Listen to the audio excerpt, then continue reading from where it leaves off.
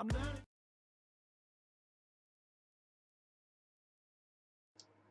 mistimed it, man. All right. Here we go. Boom, boom. Think we're all here? Yes, sir. Hello, welcome to another episode of Nexus Drafthouse. I'm Sahara Drac of thestormlegacy.com. As with me always, click clacking away, is the Ryan Tower, Lord of Ascension. I'm not click clacking. I'm hanging out here. I can't judge you. I do it all the time during the show. It's really not me though. It's not me. It really wasn't you. I thought it's really not him. I thought I saw your hands moving. I was twittering and telling people to get on. Oh man, no. CavalierGuest with the sneakiness got me juked. Yeah, I got juked. But he's here. That is our guest once again, CavalierGuest. How are you, Justin? I'm doing really good. How are you guys doing? Not too shabby. Welcome to episode 32. Yes, 32. Very wow, exciting. 32 big ones. Yeah. How many of these have I done? Like I've done like 5. I've been on here a lot. I think it's 5. Yeah. 5's pretty good. Absolutely. You're a regular, and we appreciate it. You are. Yeah. So yeah, how have your games been going? How's season 2? Anyone do any ranked yet? I have not played HOTS at all so far in terms of ranked. I usually give it a little bit. Yeah. But I've also been pretty busy doing some work for GFE regarding mid-season brawl. Sure. And some other articles and stuff that are coming out. So I've not had time to actually play the game so much as just look at the game. And stuff. That happens. That definitely happens. And neither have I, because I saw your tweet, Danny, and I watched you from my friends list. So I know better than to play right after a season wipe. So I had never tried it before, man. I had to try it. I was like, maybe it's a myth, and it's not a myth. Just so you know, it's not a myth.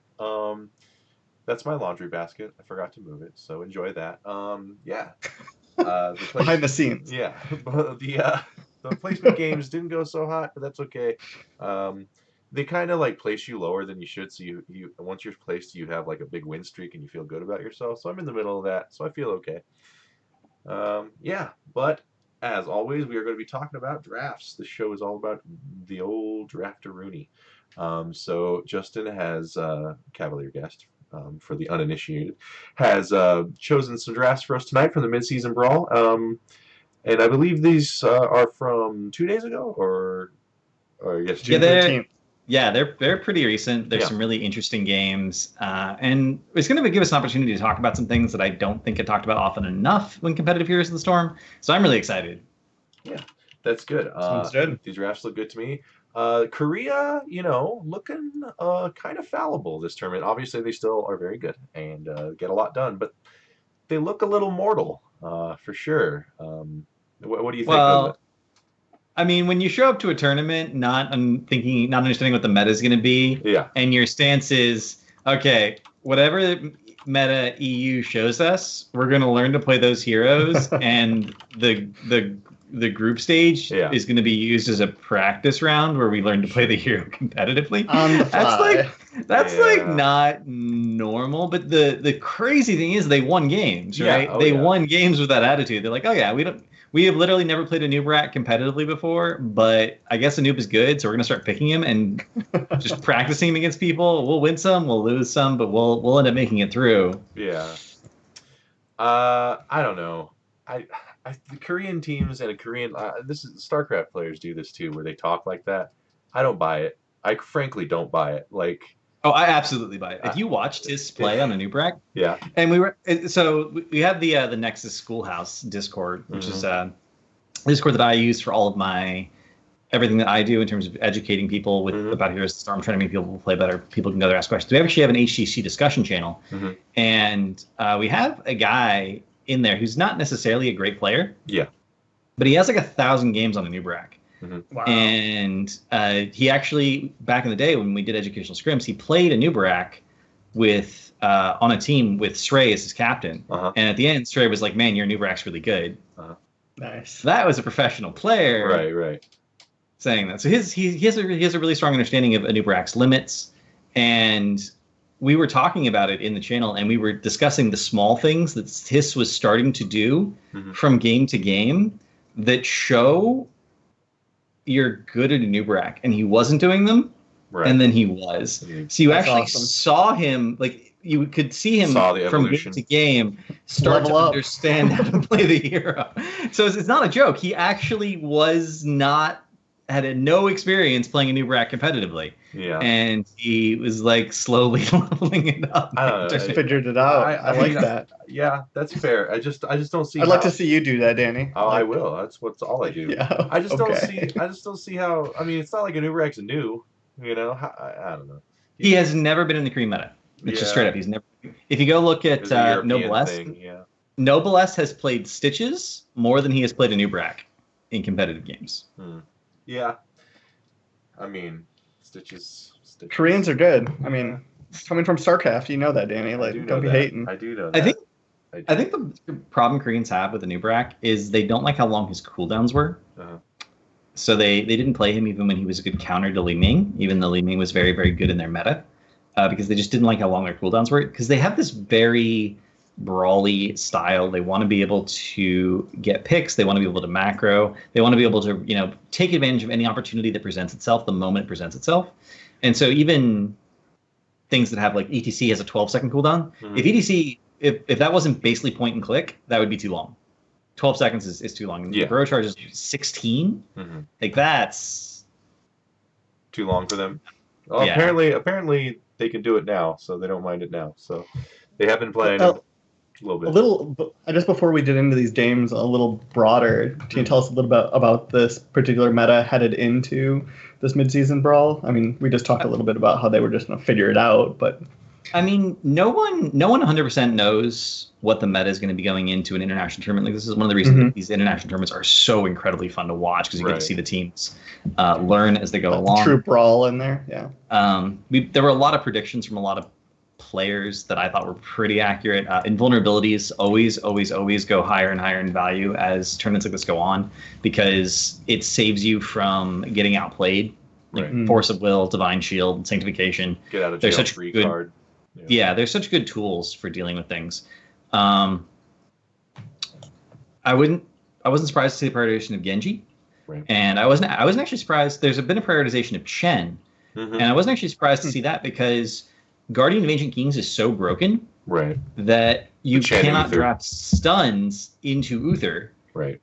And then you just draft Chen because the enemy team has no stuns. And if you can't, like, if you don't have 3+ interrupts realistically, and they can't be heroics. You have to have like two non-heroic interrupts and like a third heroic interrupt.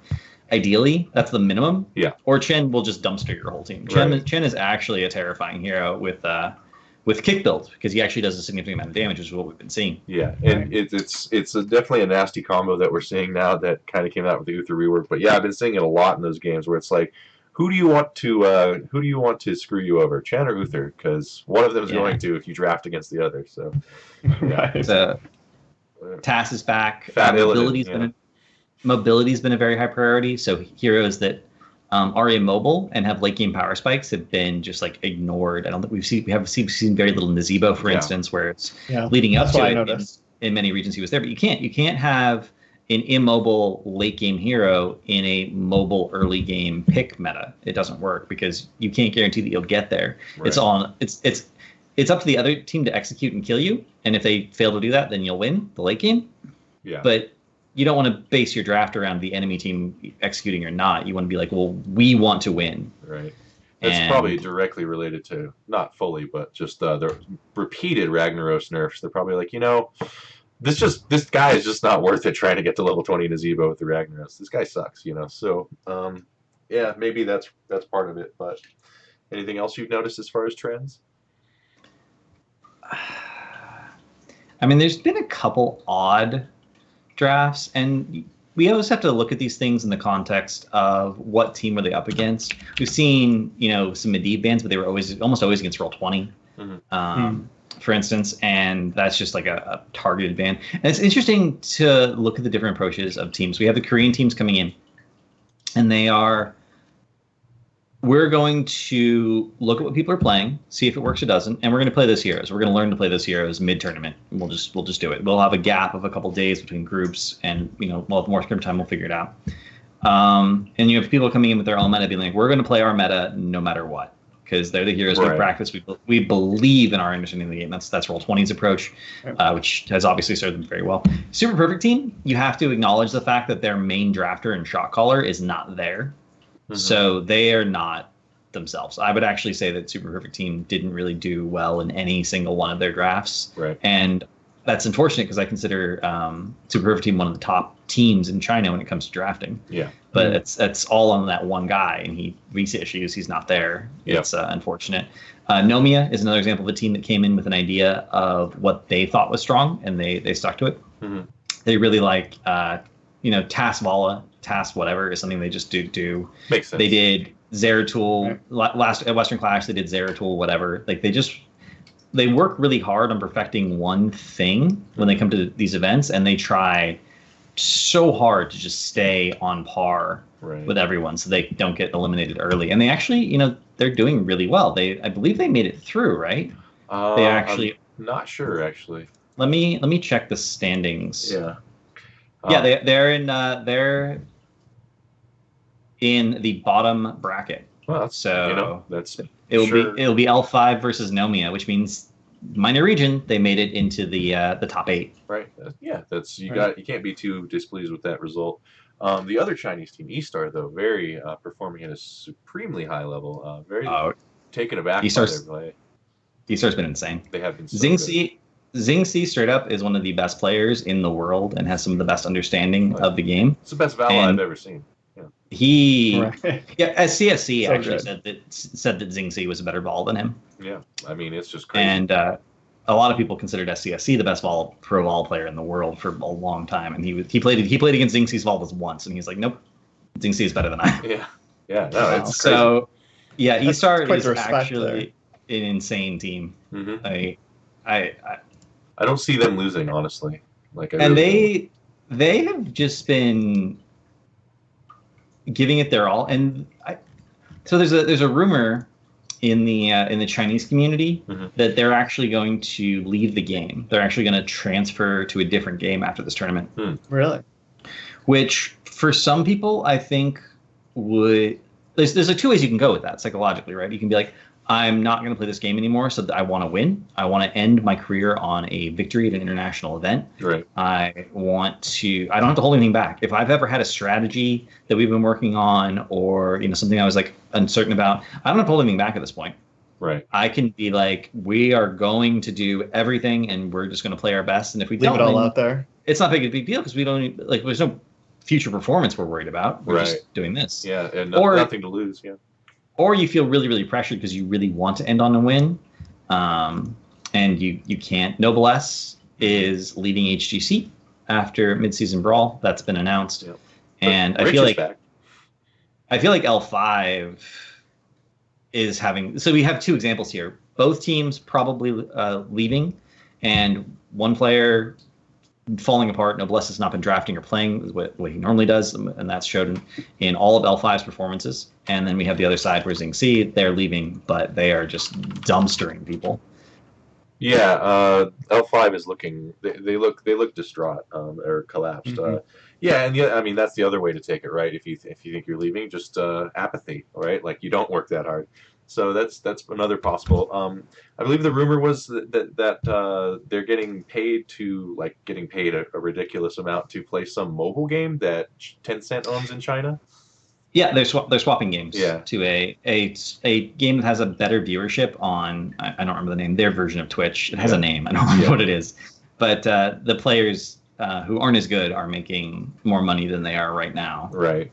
Well, they Tencent owns Riot and all that, so they have, and it's China, so like I get it. Like, well, Tencent's a huge player there, right? Yeah. I mean, long term, it's totally. There's opportunity, but yeah.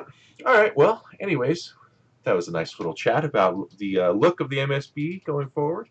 We will head into this draft, which is Fnatic versus MVP Black, the Europe versus Korea matchup on Towers of Doom. Now, before we get into these drafts, has the Towers of Doom meta changed, or has it just been general meta changes in your opinion? Yeah, it's widely considered to be one of the most balanced and stable. Stable, where you really get to see some skill, right? Yeah, I mean, the game right now, almost every hero is viable except maybe Raynor. Right. I'm gonna throw that out there. I don't think there's a situation where Raynor is a good pick. I think there's at least one, except for Tyrael Cheese, where you have Medic and Tyrael on your Medivector core. Yeah. I did the math on that. Between Inspire and Hyperion, Raynor is a necessary pick for that composition. He's the Juice Pirate himself. He's the captain. He's the best one in terms of straight damage. Yeah. It's actually pretty insane. But other than that, it's just not. But like even Nova's buffs are pretty nice. Every hero has a viable niche at least. We haven't seen every single niche exploited yet, and that's actually something we're going to talk about a little bit today. And teams not exploiting potential niches. Okay, well, why wouldn't they exploit them now? One of the things, it takes a long time to practice something. On average, like GFE ran a comp at Western Clash that they'd practiced 10 times, and they thought of that as a reasonable amount of practice. They didn't lose it at all. And they fell apart in the late game because it was such a good comp that no one had gotten to the late game against them. But I think it was Fnatic got to the late game against them, and they fell apart because they didn't know what to do because they'd never gotten to the late game in any of their scrims. Got it. So when you're talking about practicing different ideas for compositions, you can't practice every single idea you have as a composition and actually do really well at it. And have that amount of time in here. It would take you an incredible number of hours every single week to practice. So most people stick to pretty straightforward things. They do their best to expand their hero pools. Professional teams have really clear idea of who's going to play what hero. Right. It's something even amateur teams are starting to pick up on. They'll have spreadsheets like, this is my hero pool, this is my confidence, and drafters will look at that and be like, okay, this is the hero pool that I have to work with. But I can't overlap, right? I have 2 people who can play Zarya maybe, but I only have 1 person who can play Nazeebo. So if I wanted to run Nazeebo Zarya for some reason, it would have to be this guy and then this guy, but that would leave me, and I can't do this, right? Yeah. You have all these situations, and it's actually one of the reasons we're going to talk a little bit about D.Va, but it's actually one of the reasons I don't think we've seen too much D.Va yet, because I think people are like, well, is she a bruiser? Is she a ranged assassin? Is she the flex? Like, who in our team is going to play this hero role? Who? And it's, when we see the teams we have seen pick her up, it's obvious that one person has just been spamming D.Va, like that guy is D.Va, and sometimes there's some subtle role shifts to allow the D.Va to be played that way, because you don't necessarily know who was going to be playing her.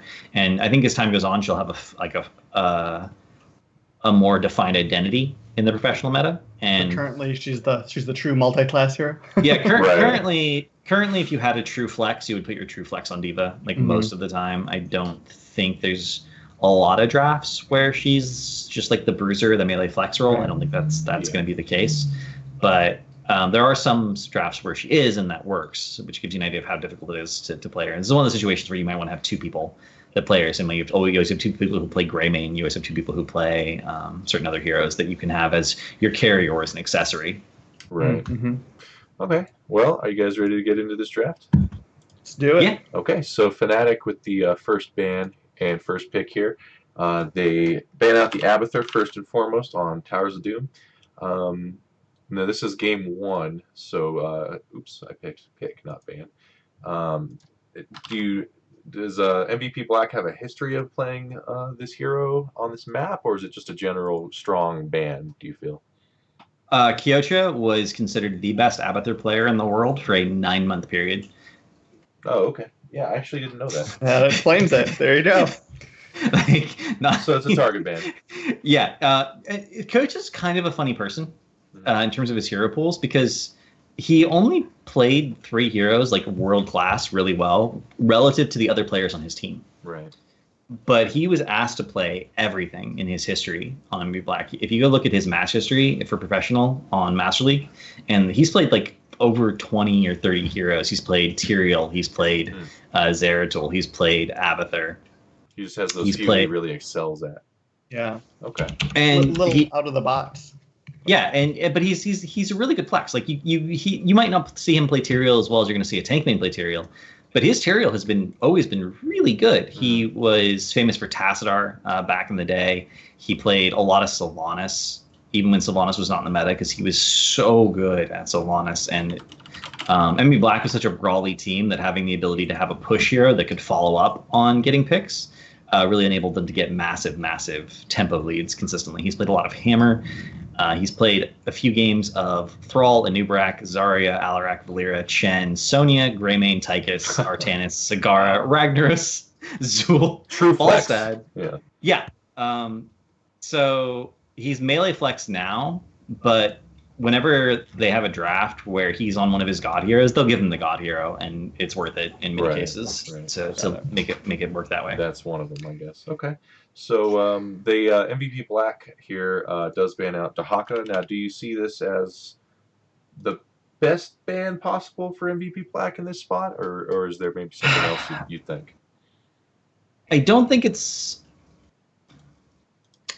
MVP Black is a brawling team, and Fnatic really tries to tread a fine line between really having really strong teamfight mechanics, being aggressive for picks, but never missing soak. And it's almost I would almost say it's the Chinese style, but the Chinese style are they draft heroes that are siegers to off lane as opposed to heroes that can come into the team fights. Right. So I think Dahaka would really fit Fnatic's style of play. Is really good on Towers of Doom. I don't think it's the best possible ban. Right, just from a straight like meta PowerPoint kind of point of view. I think the best possible ban, I think the 3 strongest heroes in the meta overall right now may be Uther. At the competitive level. You always got to have that caveat. Right. Or maybe Uther, Genji, and Anub'arak. Right, and I think teams are learning here that Uther bit sitting out there just with a team like MVP Black, that Uther Chen paradox that you run into is such a problem that I think teams are picking that up now. But they didn't do it this time, ban the Abther and the Dahaka. Yeah. So the problem is, so you have the Uther Chen and Anub'arak, right? The problem is, of those 3, you can only ban Anub'arak. Right. Because if you ban Uther, they'll pick Genji. And true. You can't deal with them. And if they ban Genji, they can take Anub'arak, and then you take the Uther, or you take the Uther, but then that dissuades them from taking the Anub'arak, so you potentially get the Anub'arak in your 2/3 slot. Yeah. It's a mind game, man. It's a lot. It's one of those situations where if people think there's 3 strong heroes, you don't ban any of them. If you're first pick, because you want to guarantee that you get a piece one. The second pick's like, well, we get 2 of them if we don't ban one. So I think there was probably a better ban than Dahaka there. Because you got to think about, okay, if I'm leaving all these overpowered heroes open, what am I first picking? If I'm first picking Genji, they're going to have a Anub'arak, which means that I'm going to need to pick my Bruiser in the 2/3 slot if I want a specific one. Yeah. Or they're going to ban it out. And we'll see a little bit earlier on. In fact, that's exactly what happened. MVP Black ended up banning out a Bruiser when Fnatic picked up their tank. So suggestion for your future content. I need a decision tree here. Right. We need a flow chart. Yeah. Please. It's really difficult. Like drafting is actually insanely hard at the competitive level, and there's some drafts that are just so elegantly executed, like from beginning to end. Like, there's so many. You screwed us so hard, and we didn't even see it coming. So many subtle things that you missed one thing, and it's over, or just a subtle little facet that you just didn't know about, it's such a mind game. But I think the word you used, elegant, is really spot on. I think that's a great way to look at it, because I think drafting is one of the most exciting parts of the game, and does not get enough attention. For sure. But Fnatic here with the first pick does pick up the Genji, so they're sticking it out there. They're saying Genji's OP. There are counters available. So I'm actually going to show those now. They do MVP Black counters with Uther and Anub'arak. So there's your triumvirate. Go ahead. Yeah, I just think Genji excels particularly well on this map, right? With lots of close areas, lots of bushes, lots of in and out. Yeah, so definitely makes sense to me. But tell us more about it, Cavalier. I think that's the best possible response. For the record, to first pick Genji is immediately taking Uther Anub'arak. Genji's actually so fragile that Uther can 100-0 him with Divine Hurricane. If he comes anywhere near you, you can point and click stun him, guaranteed to hit. Auto attack him, Divine Hurricane, W, and he dies. Right. If you're if he's low at all, if there's any other damage, once you're at 16 with Benediction, you can actually do it 100% by yourself. Right. You burn all your cooldowns, Genji's dead.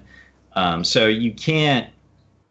It's not that, but he is mobile, right? It's not that you're going to walk up to the Uther, you're going to let the Uther walk up to you. Right. But that means that you can never go near the Uther while his heroic's available. You just can't do it. And that means Genji has to poke around the edges. He can never go in. Right. He just look for those. Pure poke. Yeah.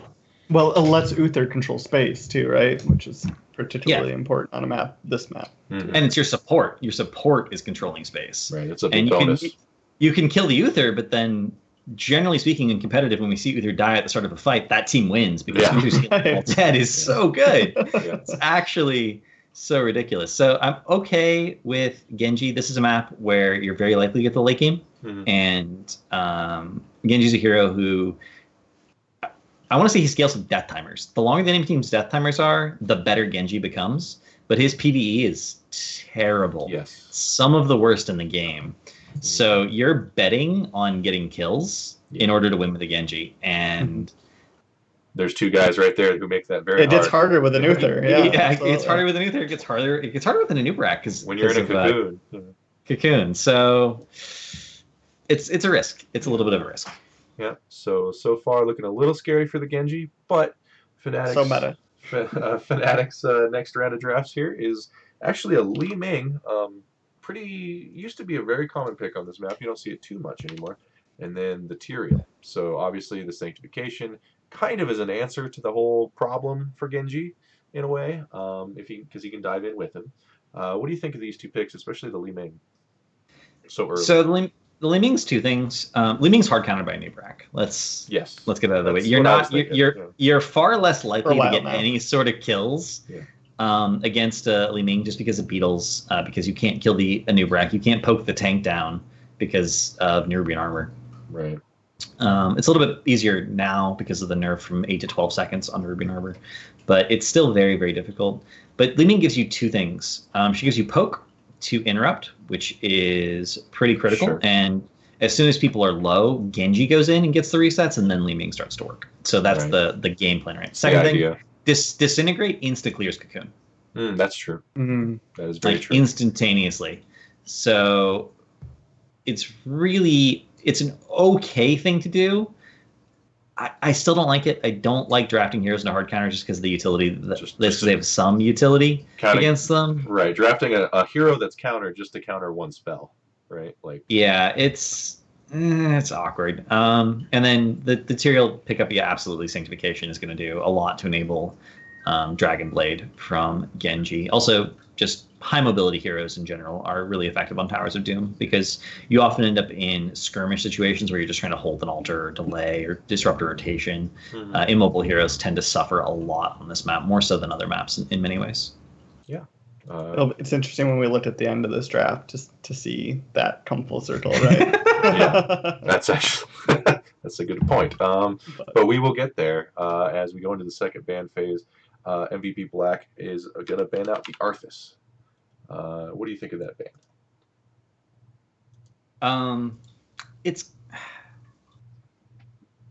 I'm not necessarily sold they would take Arthas, but yeah. So I'm not convinced they would take Arthas with a Genji. Like a Genji can run away, I want to say, from Arthas. You can't keep up with him. I don't think they would draft an immobile frontline. His wave clear is limited. He's not the best soul linear. He's a good soul linear, but he's not the best soul linear. His wave clear isn't great.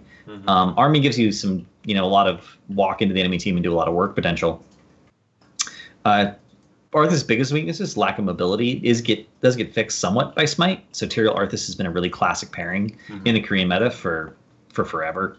So I'm not too surprised. And they wanted to ban a bruiser. Like 100% they were going to ban a bruiser. There's no question about that. It's just a question of which one. You can't. They're thinking about Chen already, right? So there's a gimmick strat where you take Arthas' level 1, which stacks indefinitely, and you can actually eventually burst through Chen's shield, and you can always stack on the Chen in the solo lane. Sure.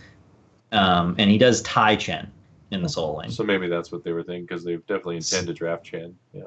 Yeah. So this is 100%. They wanted to ban a bruiser. They wanted to ban the bruiser that was best against Chen, that they thought was likely to be picked up. So technically there are some other ones that would have been better against Chen, who have actual abilities to interrupt his drink, but they weren't very likely to be picked up on this map. with those first 3 picks because they needed someone who had wave clear, which limits the options drastically.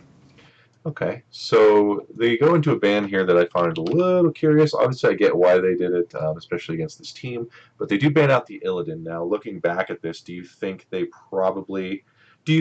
is worth that ban at this point with the Uther synergy? Not synergy, but kind of covering each other's bases. Illidan was banned for 2 reasons. One, he is a pseudo-global, or he's an actual global. He's a global at 10. And you can't underestimate the fact that if there's 3 altars on the map or 2 altars on the map, he can go cap 1 and then instantly be in the fight with a stun. It's actually pretty important. But he also sold camps really, really efficiently. That's true. And it's safe to take Hunt when you have Sank. Let me put it that way. It's safe to take. So, but Fnatic didn't really want to deal with Illidan in this situation, especially since Tassadar was still up and Uther, Divine Shield. Absolutely. Now, going back, would you have kept this ban, or would you have banned maybe Chen or something else?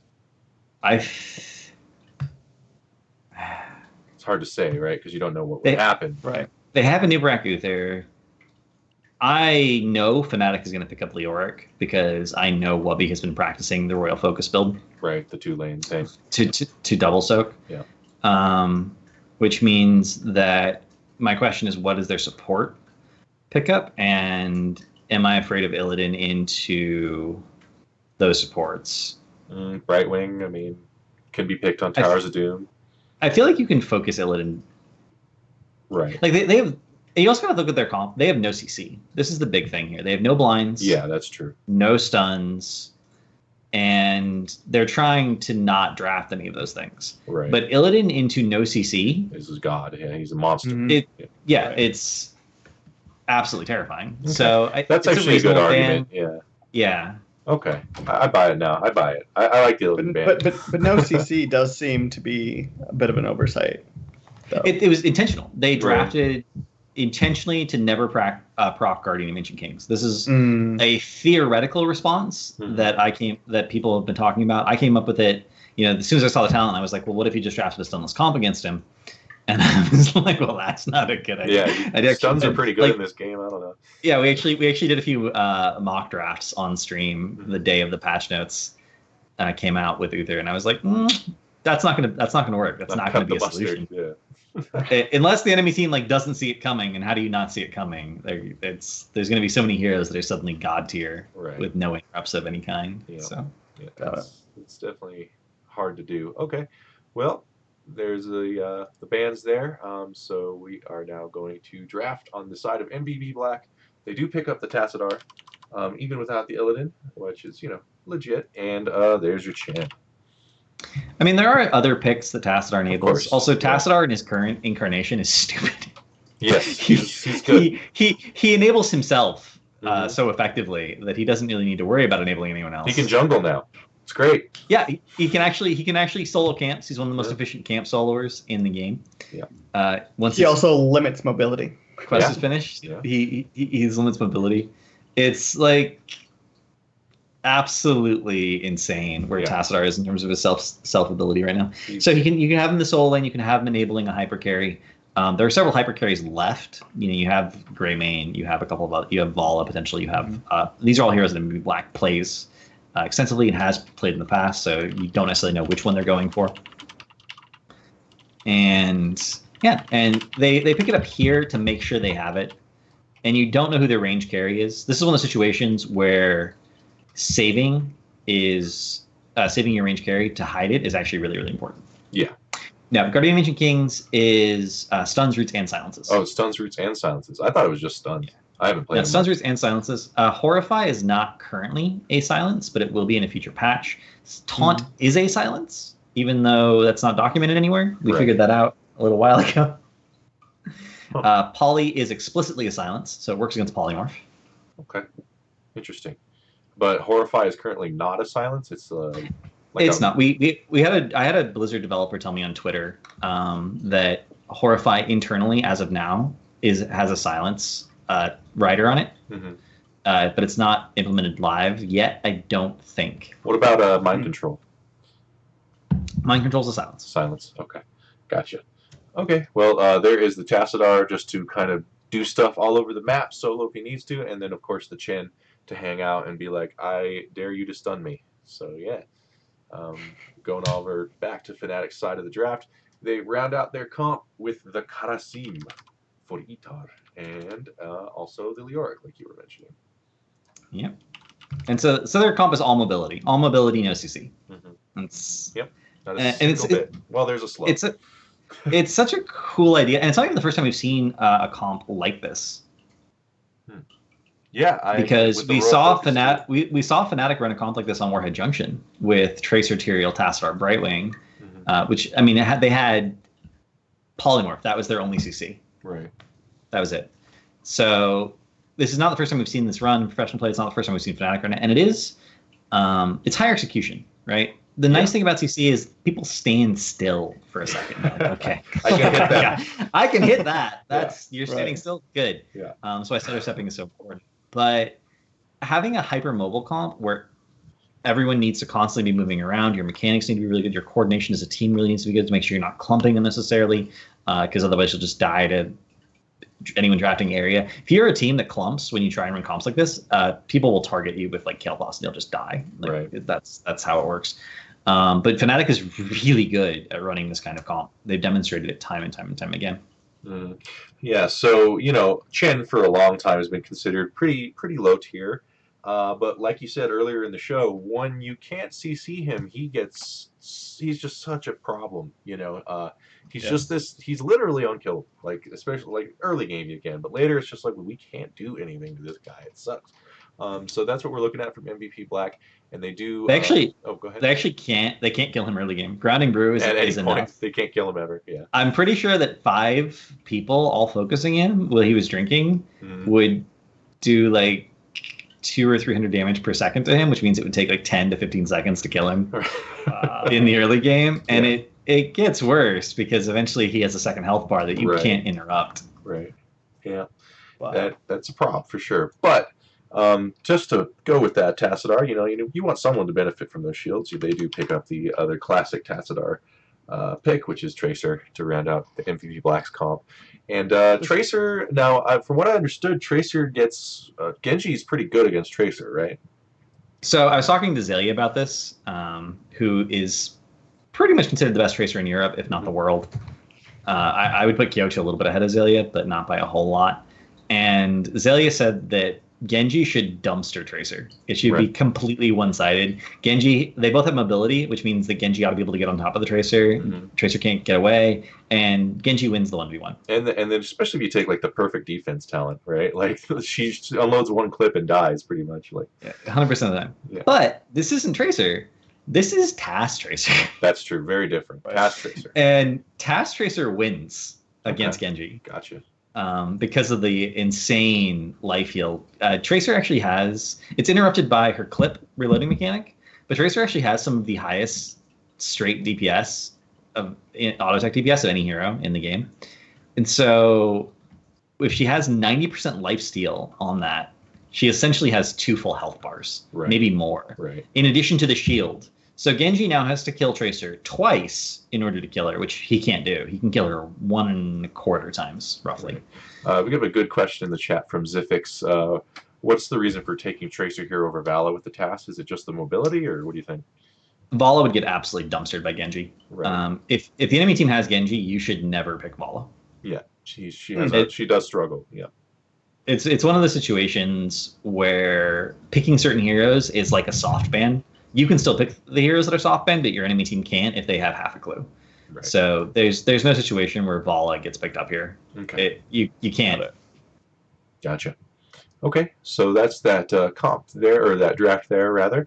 I believe this game did go to MVP Black because of the unstoppable Chen rolling all over the place. So yeah, with Uther and Tassadar, so good. Uther, Tassadar, Chen, yeah, that's a hard to kill, man, for sure. That ninja can't do anything against that. So yeah, nice first draft. Anything you want to kind of point out from this draft in general before we move on to the next one, Cap? 2 things. One, there's another question from Pat. Why specifically is Genji dumpster Vala? Genji has 2 mobility tools. Vala has 1, and Genji has more damage than Vala does in the straight 1v1. So Vala can't get away. Genji can get on top of her no matter where she is, and Vala doesn't have the damage to kill Genji, whereas Genji has the damage to kill Vala over a certain time frame. Right. Also, there's the skill shot consideration. Vala's has her Q is a skill shot. It's very hard to hit against Genji because of the way his stutter stepping works and the way his mobility works. He's always moving very quickly, and he has deflect. He has the perfect defense. So if you do hit him, you're not necessarily actually even getting any real damage on them. Second thing is I want to talk about Royal Focus and Lingering Apparition. Sure. So this was put in 10 months ago. And the day after that patch happened, the day after Royal Focus was put in, I actually demonstrated on stream and I updated my Leoric guide to reflect the fact that if you take these talents together, you can double soak multiple lanes. It does help a little bit in terms of the wave clear, not a lot, but it basically saves you 2 or 3 auto attacks, and then since you don't have to mount, it saves you an overall like 6 seconds.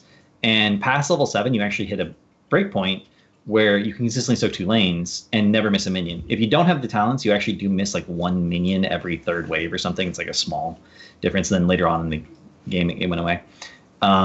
And now with Leoric's Q buff, it's like even easier to make that work. So it's cool to me that something I pointed out I knew works 10 months ago. You're the prophet. is working now in the professional scene. Yeah, and just for those who don't know, the way Royal Focus works, it's if your body takes no damage during Wraith Walk's duration, so if you just straight Wraith Walk away from the lane, Wraith Walk, it's reduced to 4-second cooldown, which is very short, and then Wraith Walk also increases the damage of the next skeletal swing by 50%, so you can get the big wave clear going. Definitely designed. You can tell by the way that the talent is that it was designed to do just that. It's for clearing waves. But yeah, sometimes these things don't get picked up, and it's not like this Royal Focus thing is like crazy powerful. It's just another neat kind of, it's a useful tool in a lot of games. I mean, if you build a strong 4-man, it's pretty crazy powerful, right? Because Like you have a situation. Black Hearts, it's same principle that applies to Zool and Black Hearts. That strategy works pretty well, especially with a strong 4-man like. So it's the same kind of philosophy. But you can kill Azul. You can't kill Leoric. Or if you do kill Leoric, it's not like a big deal. No big deal. So it's actually so clever. It's just BRB mode. Yeah. For sure. Okay. So did they execute the Leoric 4-man plan here pretty well, in your opinion? Or? Oh yeah.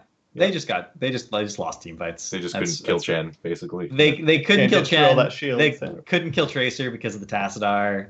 And anytime they got close to killing anyone, Tist was like, I'm here. I'm playing this hero not great, but there's beetles in your way, and you just can't. Right. I mean, he's not the hardest hero to play, right? Like, I'm sure a guy of his skill level can pick him up pretty quickly. So, that was one of his better games. Yeah. But yeah. What's up, Ryan? At what point here was it too late for Fnatic in the draft? When they picked up the Li Ming and Tyrael. Just fell apart.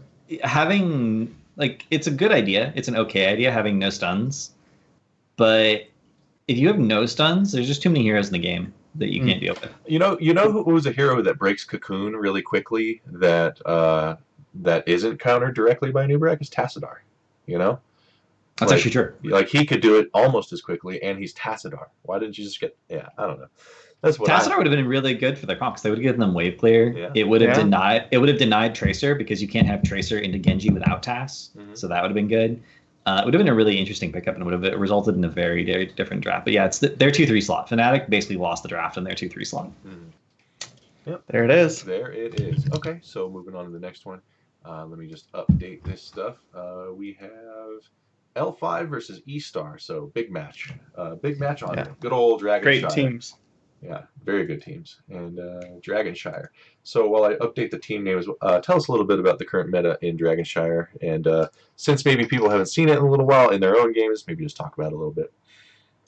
Dragonshire is a map where, because the objective is split, and because the objective actually isn't even that impactful, you usually draft one strong soul laner who wants to either win the point or tie the lane, or lose or outpush on the lane and lose the point. That's sort of the dynamic.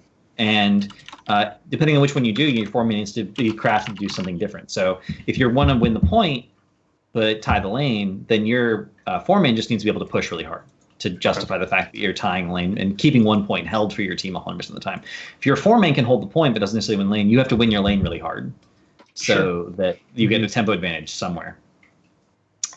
That's actually really, really, really important. And then having vision control of some kind for the triangle of death is really important because it allows you to control rotations between mid and bottom. And if you control rotations between mid and bottom, you can either force people to miss soak or die. Like those are the two options. Yeah, that's the way it works. And Dragonshire is a map that teams will occasionally try to do tempo compositions and that I mean a comp that gets ahead early and just snowballs the game. This is easier on maps that have bosses, but it is possible on Dragonshire, and it's very much what Eastar tries to do here, and it does not work for them. Right. But they had a different first pick. Anyway.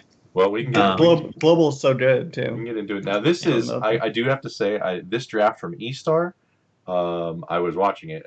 I watched it when they did it, and I think this is my favorite draft of the entire midseason brawl so far. I love this draft. Ooh. Yeah. Well, I'm glad I picked this one. Then. Yeah. I saw it. I was like, ooh, yeah. I wanted to talk about that one. So there we are. But the first pick on this one does go to L5, and so they're going to ban out right away. They're not dealing with that those shenanigans, and they ban out the Uther. Immediately. Do you think that's a wise choice on Dragonshire? I'm okay with it.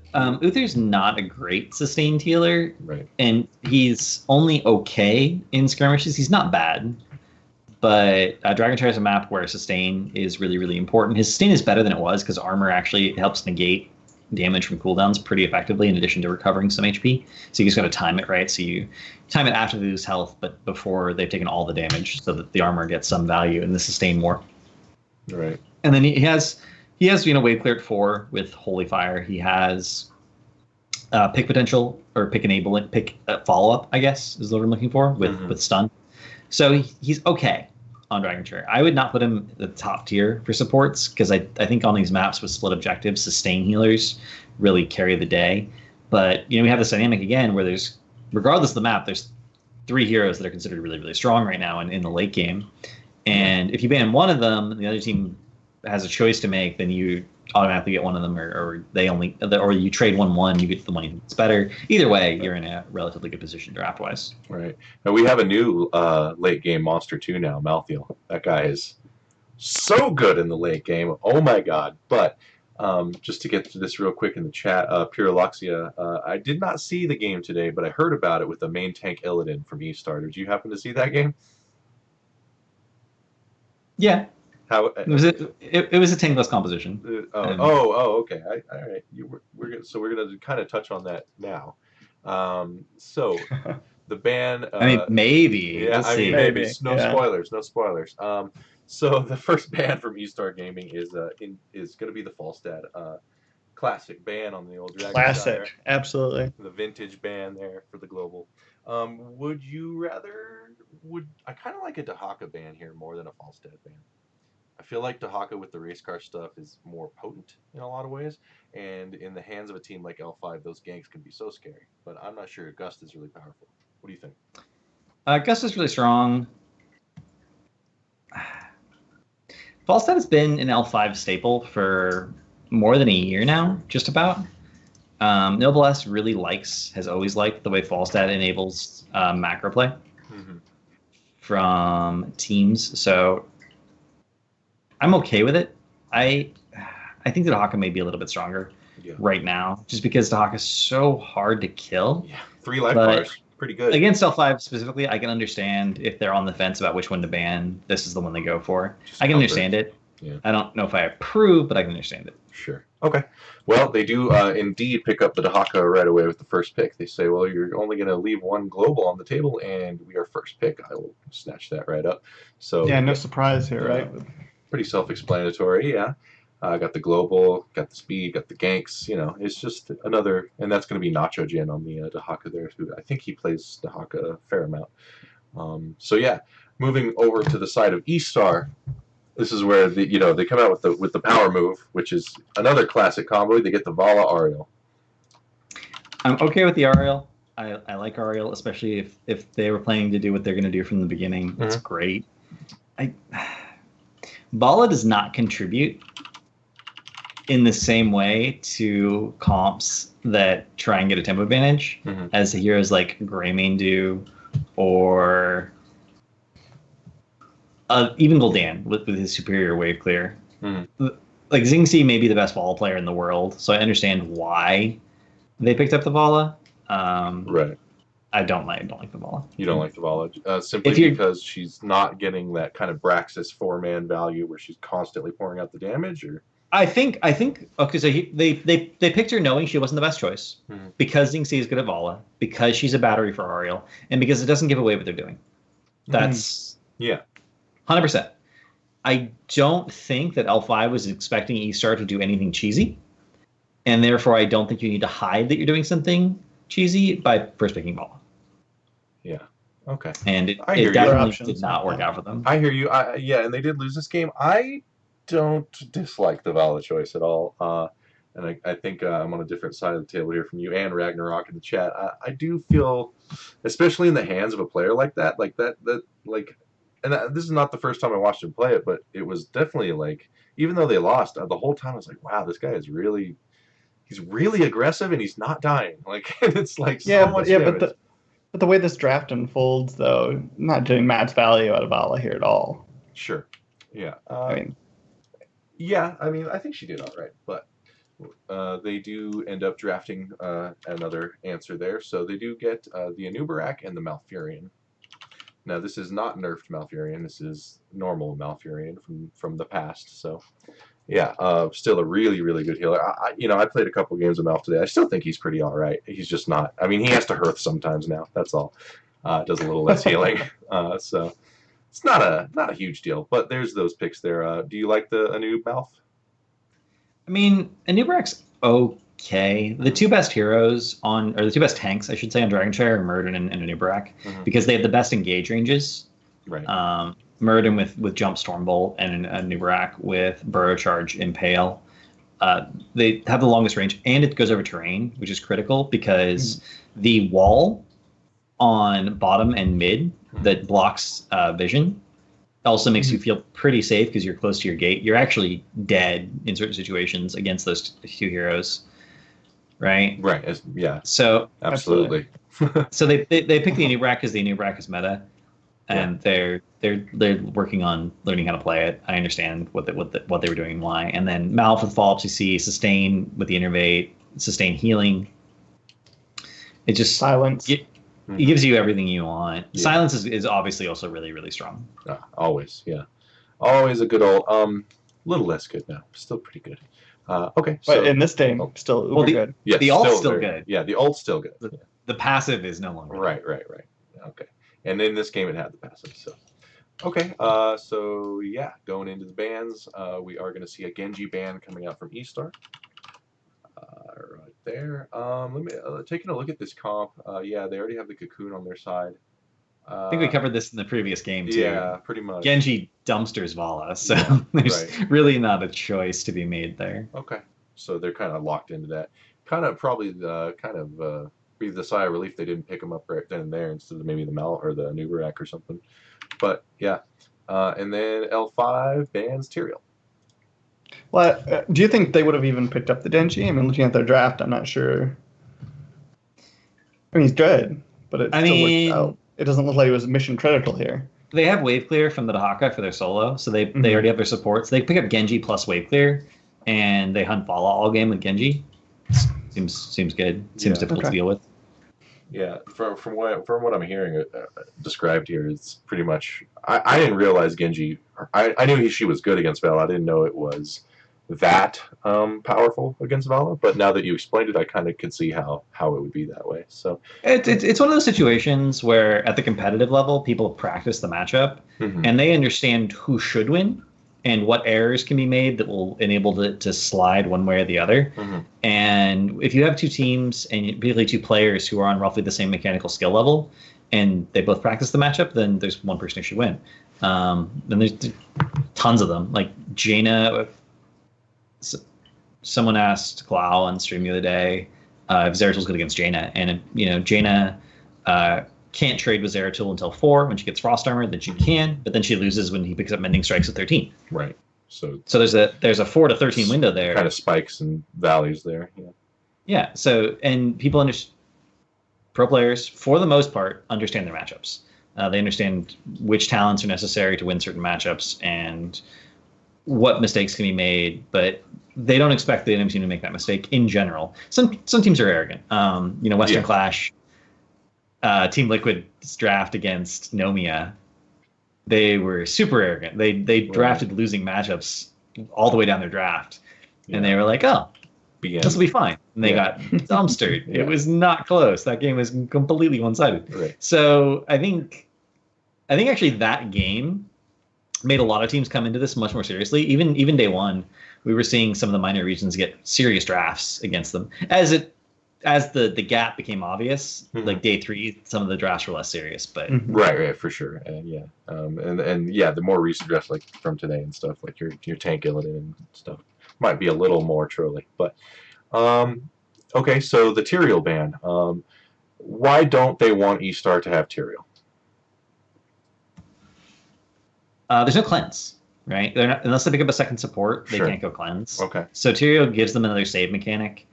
The movement speed increase is annoying to deal with. Like, just it's irritating to almost get a pick and have Smite swap them away. Right. Righteousness isn't great in terms of the amount it shields allies force, but it does help a little bit in terms of sustain. And then you have that little shield to sustain where Volla can be a little bit more aggressive. That damage feeds back into giving Ariel hope, and then everyone's full health again. Right. So Tyrael in many ways is tied with maybe Johanna for enabling Ariel comps. Okay. Because he has invulnerability for the whole team. Johanna has self-unstoppable, so it doesn't matter as much that the enemy team doesn't have, or that you don't have cleanse. Right. But Johanna's not in the meta right now, so ban Tyrael. And cleanses though are kind of an endangered species at this point. How many cleanses we have left in the game? We got Uther, Rhaegar, Lily, Brightwing, Morales. Morales. Okay, so only 5 left. It's going away. Way of the dinosaur. I think eventually. And sanctification. Sanctification. Well, you have cleansing touch at 16 for Kerosene. Yeah. Which is arguably the best cleanse in the game, quote unquote. AOE cleanse. Yeah. So, okay. Tyrael. Where were we? Oh, back to E-Star. Okay, so Diva Zarya. I really liked this part of the draft, and I'll tell you why after I type their little names. So Diva, I think it's hard. It was hard for people to find out where to draft Diva for a long time because it's like, what does she do? Like, what is her role? And everyone's like, I'm not sure. She just kind of is this big lump that's like in the way of everything and like just kind of zoop doops around. And I'm not sure what she excels at, But I think on Dragonshire, either when trying to disrupt the cap or when trying to hold a shrine, she's can really pour out damage in zone areas without much risk at all. And also in team fights, she's just so disruptive. I think she's hard to draft because you kind of need every other base covered. But so far they're doing okay. And then the Zarya, I'm a little less sure about the Zarya. I know I like it. Obviously, with Ariel, the Vala is going to be pretty well protected with the 3 of these heroes. So that's another benefit. But that's how I felt about it. Well, I liked this round of drafting personally on Dragonshire. I don't know. How'd you feel about it?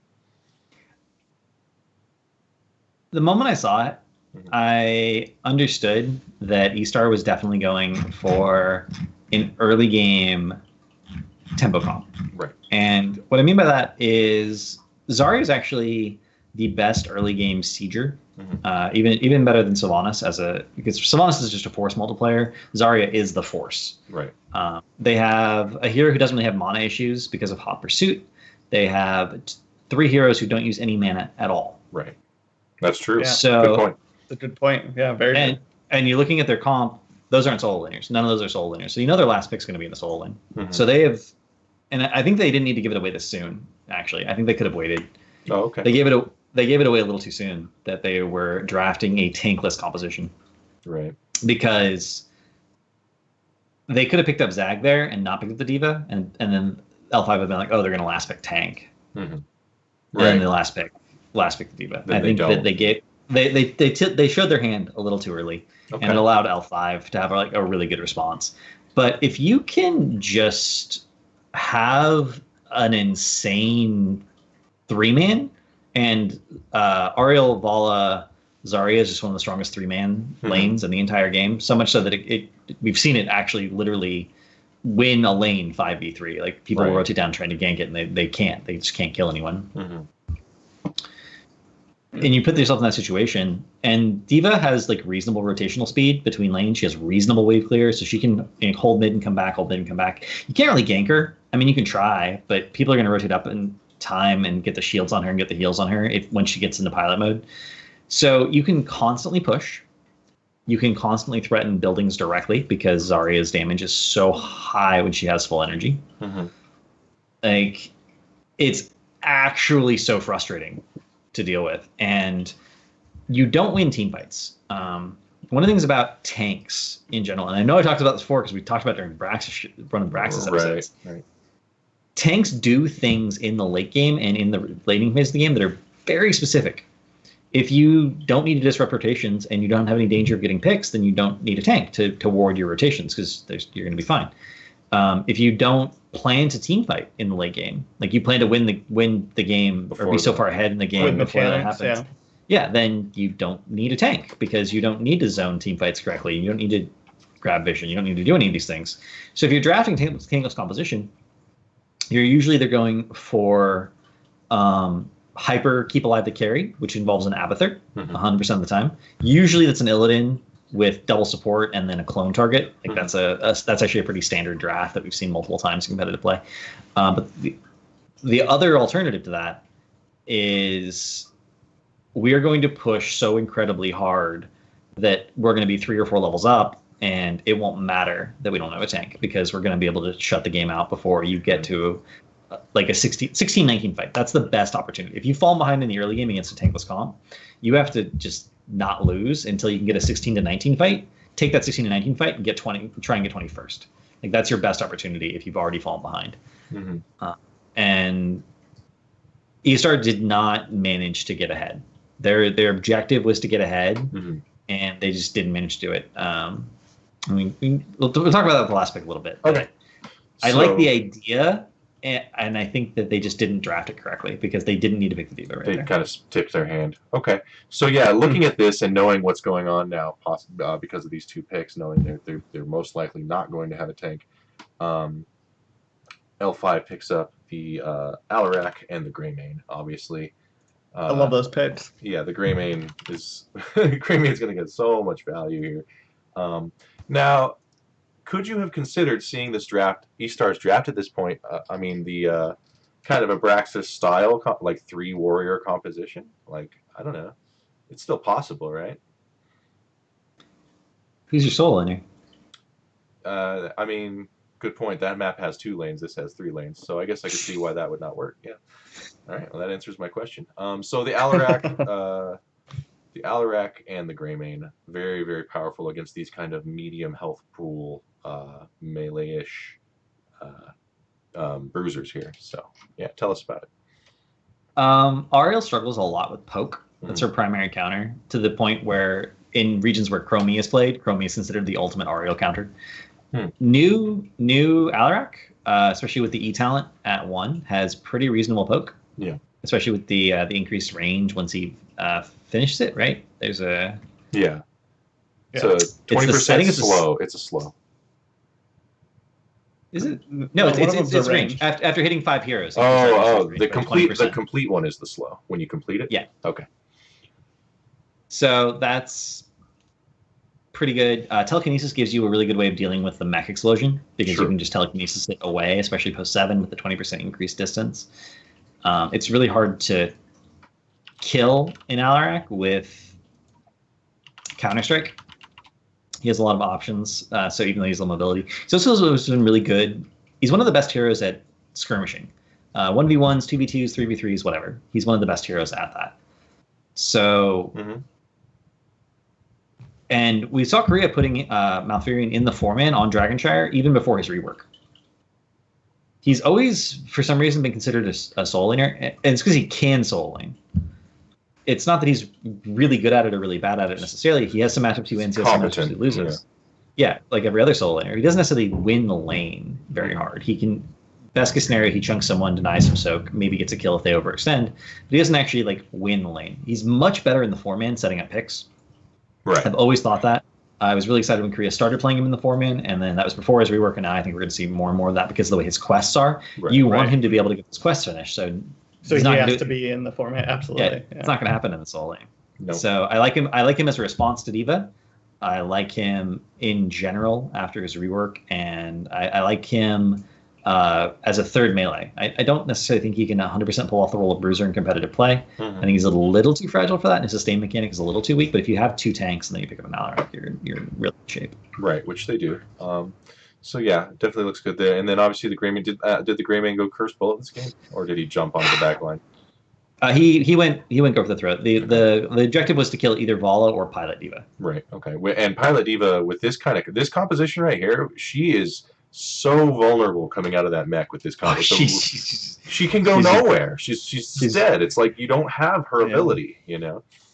It's just root, stun, drag, telekinesis. Like, oh my god, she's so dead. Dead bud. Yeah. And again, they did not have to pick up D.Va in that slot. They could have picked up the Zag. Right. They could have just done the Zag, which they finished the team with the Zag. They wanted the Zag to be the surprise, but from what you're saying, it sounds like maybe that the D.Va should have been the surprise, not the Zag. Well, they needed a solo lane, right? I mean, that's the problem. That's what they teledraft. That's what you said earlier, right? I mean, yeah. And then they made a mistake, and this is kind of funny because they play E-Star is from China. They play against Super Perfect Team. Super Perfect Team is the team that sort of reintroduced Zag into the meta. And Super Perfect Team always goes volatile acid at 1. And what volatile acid allows you to do is it does so much damage to buildings. It takes about 32 banelings to kill a tower, and you also get half damage on the gate and most of the and the sidewall as well. And generally speaking, by about the 2-minute mark, you can have the tower down, and 4 or 5 minutes in, you can have the entire wall, regardless of who you're leaning against. So you can put yourself in the situation where you're getting ahead on tempo because you're out sieging whoever your opponent is. You're not missing soak, but you're killing buildings and they're not. Whereas they're just tying the lane. Daka can do absolutely nothing about this. He can't keep the creep clear and clear the wave and try and drag the Zag. The Zag has mobility. Daka gets killed by Zag. Yeah, I mean he doesn't just get. I don't mean physically killed, but he can't stop the pressure. He just loses the lane. Yeah. But without Ball of Acid, you can't do that. It actually doesn't work. So if Lucian had taken a different build and they had gone specifically for early game tempo, because Infest is a late game talent. What is a late game talent going to do for you in a situation where you're trying to get ahead early? They built a draft to do a really specific thing, and they did not talent for it or play it correctly in the first 4 levels. And that was 100% of their mistakes. If they played the entire early game differently, and Ball of Acid is like the best, easiest example of that, then they would have been in a very different situation. They could have gotten the tempo advantage. Yeah, it's really interesting though when we talk about a draft like this, and we only look at it as the draft, but the talenting makes such a big difference too, right? Yeah, it's win or lose the lane. Like Nexus Drafthouse. That's right. That's right. No, that's what Nexus by the numbers is. There you go. Sorry. If Sonya doesn't take block, she can't win the lane against Leoric, because Leoric, even though he doesn't auto attack, he auto attacks really hard but very, very slow. So block gets an abnormally high amount of value against him, and you need to be in the wave and spinning with block to completely negate drain. And if you do that, he actually does 0 damage to you. Yeah. But you do a little bit of damage to him. So add that up over 1.5 minutes, 2 minutes, and eventually Sonya starts to get siege damage and actually slowly wins the lane. She can't win the point because she can't sustain if she doesn't have a wave with her, which means unlike on Braxis, you can, if you're drafting Leoric into Sonya, you're making a choice. If Sonya doesn't take block, Leoric can actually win that lane.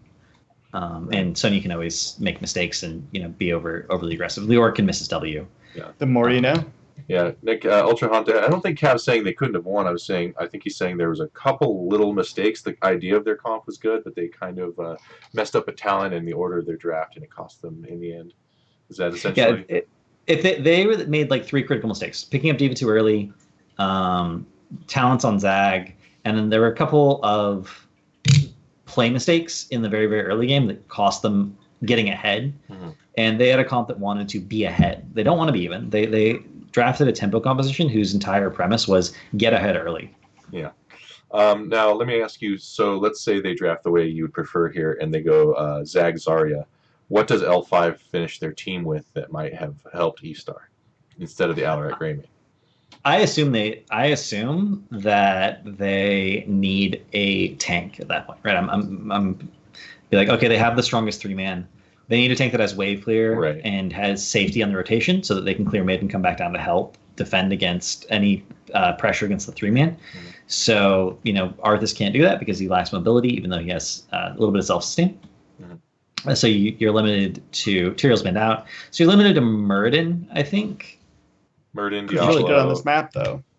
Yeah. Diablo doesn't have an escape, though. Yeah. Well, that's true. I'm talking about Muradin. His wave clear's good. His wave clear's good, but his mobility is so poor that he can get ganked on the rotation. You need an escape. Speed Demon, to be able. Speed Demon's not actually a bad talent. No, it's not. I take it all the time. Yeah. But why not Muradin? Yeah. Well, so are you? So they draft Vala, Ariel, Diva. Maybe they could pick up Johanna. Maybe they could pick up Muradin. But that's what you're thinking, right? You're thinking, okay, well, and you almost feel like you won the draft at this point if you're L5. Mm-hmm. You feel like you painted them into a corner because they need a tank. Right, and then you kind of draft for that, and then they pick up the Diva instead. So you don't have that burst. Yeah, I think L5 still takes the Greymane. Mm-hmm. Yeah, regardless of a tank, because Curse Bolt's going to be good against any tank, and then Go for the Throat's good against Vala already. Mm-hmm. So it's a reasonable pickup. It'd be interesting to think about what they would take. So they need to take the Greymane so they have enough damage. Could see a mage maybe. They could pick. What do I deal with? See, I think if you see Zarya Chromie, you should take, or Zarya Ariel, you should take Chromie 100% of the time because Chromie's the best defense against that. Mm-hmm. Hammer's okay, and Hammer actually does get played in Korea. So I think L5 would not have picked the Alarak. It's also a good Hammer map too. I think they would have had very different picks. I think that the Alarak was 100% a response to the Diva. Right, I agree with you. So I was going to say Chromie in that spot, but when I said Mage, so probably Chromie or maybe even Li Ming. I don't know. You don't draft Li Ming in the Zarya. Oh, right. Okay. I remember that from our practice. Too much energy. Yeah. Too much energy. You're right. But yeah, actually, it's not a bad Hammer map. Honestly, could have worked. But so it's interesting to think about how if you had drafted that Diva a little later, how many different things could have happened. Hammer has a knockback too, so that would also work on the Mac. Mm-hmm. That's true. That is a good point. But alas, they drafted the Diva in the 3rd slot, and the boy team beat the girl team as it's shown. But I still really like the idea of this tankless composition from E-Star, and I really was excited by this draft. So, what do you have to say about it?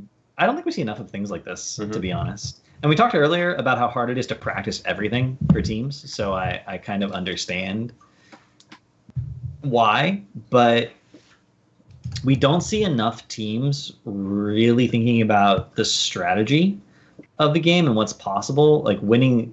Drafting exclusively to win the early game and snowballing an advantage is a viable thing to do, and it usually doesn't involve a tank because usually it involves really heavily pushing one lane. Right. GFE versus Roll20 Team 8 in the playoff qualifiers, Viking Zarya didn't no tank. It just pushed. Right. I don't think that professional teams are respecting the variety of strategies that exist in the game that don't involve team fighting and don't necessarily involve tanks. And having those available to you makes your drafts much less predictable because you have to ask yourself, are they not picking up a tank because they're doing something? Or are they not picking up a tank because they don't really care which tank they get? Are they going to do some sort of macro strategy that's very hard for us to deal with? Are they holding back on picking their carry just because they want to make sure that their carry counters our carry? Because a lot of carries do get countered by other carries these days. Yeah. It's sort of we have rock, paper, scissors, lizard, Spock when it comes to assassins. Yeah, it's a complex game for sure. So I think as the game goes on and as teams that have that imagination, Team Expert with their triple support comp, right? Super Perfect Team always has really, really interesting drafts. As that continues to develop, we're going to see more and more very interesting drafts that don't necessarily revolve around traditional roles, and people are going to always think of them as pocket strats, which in my mind is always a little bit weird because you got to push buildings to kill core. So in my mind, pushing is always the default strategy. Right. Pushing is the thing you should always think about how you're going to do this. And every other strategy exists as a counterplay to pushing. Right. Well, but instead we have this dynamic where every strategy involves team fighting. Right. And every strategy is counterplay to, well, what if we just didn't team fight? I think that when this game came out and they called it a hero brawler, it cemented something in a lot of people's heads. I think a lot of people think of this game as a fighting game, as like you go and you fight, and then whoever loses the fight loses buildings as a penalty. Like as though that's the only way the game is played. So I think there's some of that even on the pro level where it's just like, well, we need to win, we need to kill. What kills what. And the more you think about it, the less important that becomes, especially with a comp like this, with this D-Lick thing going on.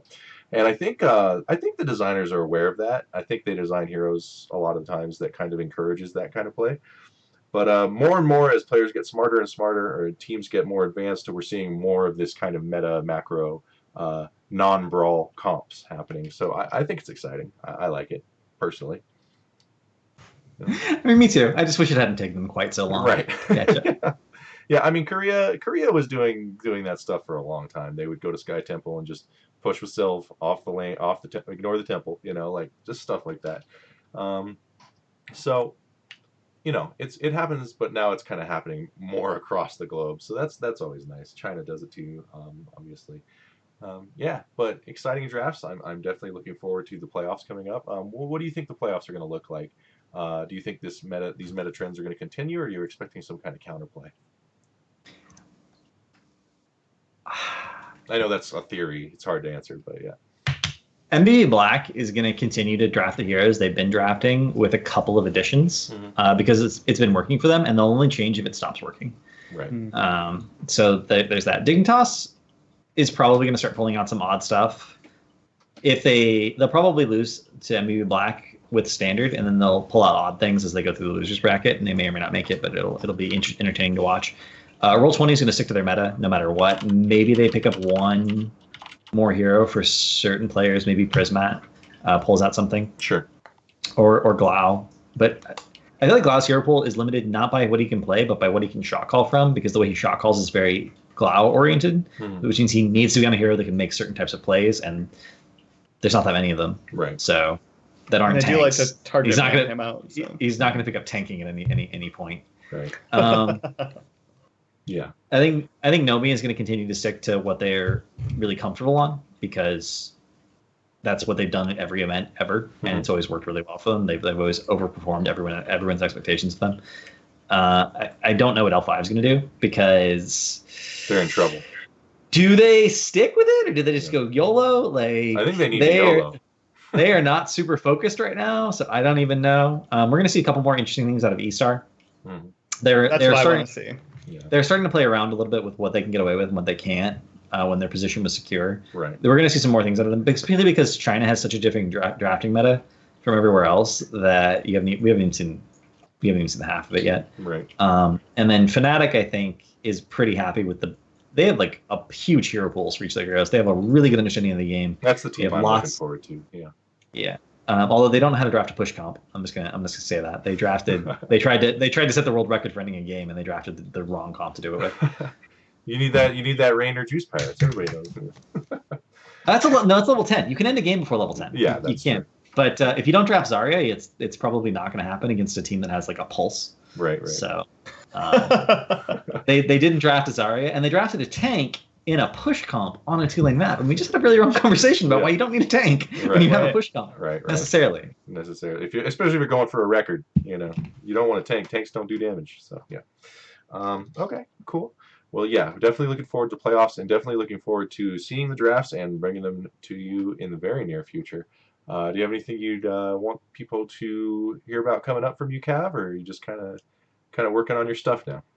We're working on things. We actually started a weekly article over at Gale Force Esports where we publish a composition built purely from free rotation heroes.